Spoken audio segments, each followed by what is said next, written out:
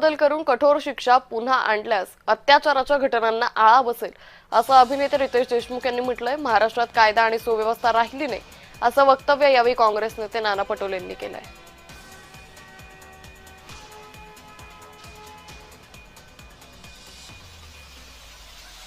जी कायदा व्यवस्था आहे आणि लवकरात लवकर फास्ट ट्रॅक कोर्ट निर्णय जर घेतले, आपल्याकडे नियम आहेत, शिक्षा पण आहे, त्याची अंमलबजावणी जर लवकर केली तर मला वाटतं त्याचा एक जनतेत चांगला एक परिणाम होईल आणि काय असे विचार करणारे सुद्धा लोकांना कळेल की बाबा असं काही केलं तर काय।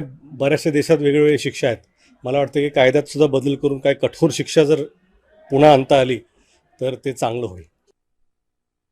महिलांवर अत्याचारामध्ये यूपी 1 नंबरला आणि महाराष्ट्र 2 नंबरला।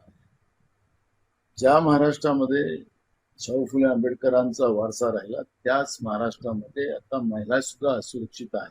महाराष्ट्राची जी कायदा सुव्यवस्था आहे त्या पद्धतीने बिघडलेली आहे। सरकारचं कुठलंही आता या प्रशासकीय व्यवस्थेवर आणि गुन्हेगारी प्रवृत्तीवर आता आळा राहिलेला नाही। जूनच्या अधिवेशनामध्ये हे सगळे प्रश्न आम्ही विधान